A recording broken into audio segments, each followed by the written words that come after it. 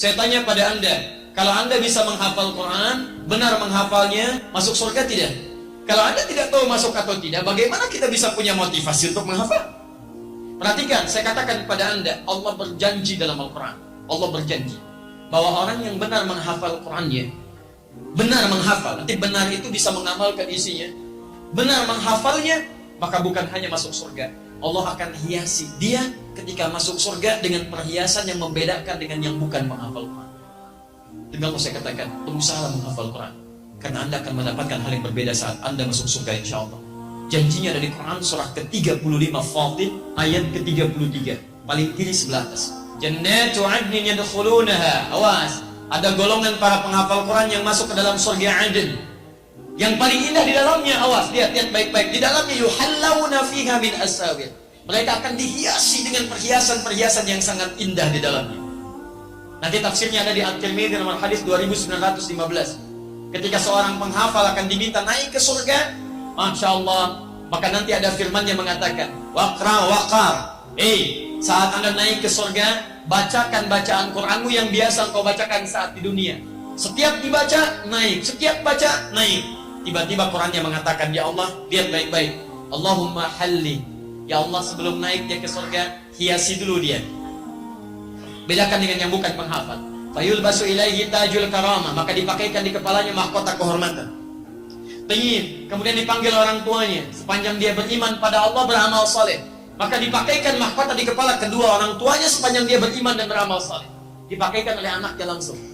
Ingat baik-baik ya, saat orang tua yang lain yang Anda anggap kadang amalannya biasa, pekerjaannya semacam Anda terlihat kecil dalam pandangan Anda, ternyata boleh jadi dia sedang menyiapkan ahli surga di kehidupan nanti. Ketika dipakaikan di kepalanya, Qurannya mengatakan lagi, Allahumma zidhu. Ya Allah, tolong tambahkan pada menghafal Quran, bedakan dengan fasilitator. Fayulbasu ilaihi libasal karamah. Maka dipakaikan padanya jubah kehormatan. Maka naiklah dia ke dalam surga. Perhatikan, ketika dia naik ke dalam surga itu disebutkan jannatu adnin.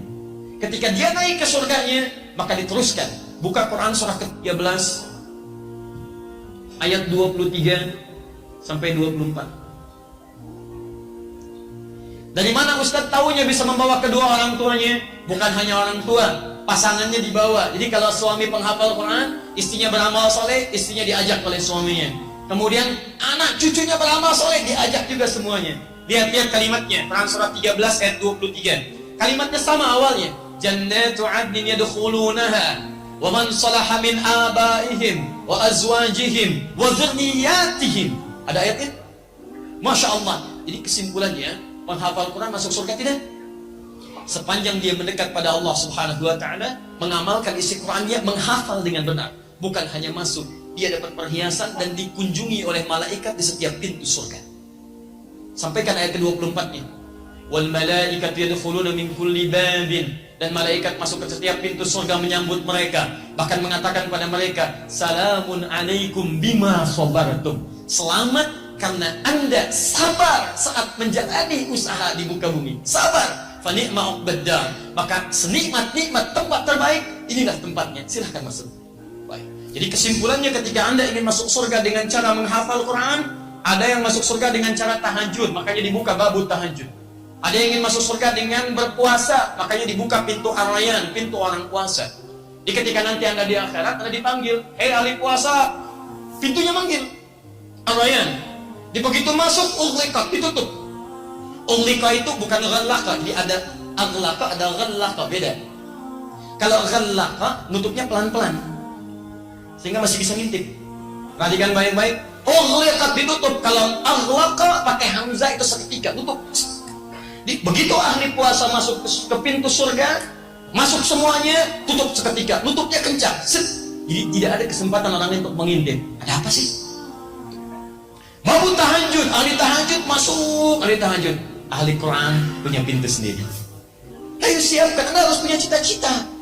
Saya mau masuk surga dari pintu ini, dawamkan amalannya di dunia. Anda harus punya cita-cita, teman-teman. Yang paling hebat adalah orang yang diperebutkan oleh semua pintu itu. Semua pintu mengatakan, dan nanti Abu Bakar As-Siddiq radhiyallahu taala anhu berusaha bermohon kepada Allah dengan kalimat-kalimat Nabi, meminta isyarat. Ya Rasulullah, adakah yang bisa masuk dari semua pintu itu? Kata Nabi, saya bermohon kepada Allah supaya engkau menjadi bagian darinya. Dan berita baiknya, ahli Quran itu salah satunya akan diperebutkan oleh pintu-pintu itu. Karena ahli Quran, dia pasti rajin tahajud. Ahli Quran, dia pasti rajin puasa. Ahli Quran yang benar, dia pasti rajin sedekah. Anda belum jadi ahli Quran yang terbaik, kalau belum bisa mewujudkan pintu-pintu yang dimaksudkan tadi. Mustahil ada ahli Quran meninggalkan tahajud, mustahil. Mustahil ada ahli Quran tidak senang dengan puasa sunnah. Mustahil ada ahli Quran tidak senang dengan sedekah. Ketika berkumpul Quran dalam jiwa Anda, disitulah puncak kebaikan tersemai dalam jasad Anda.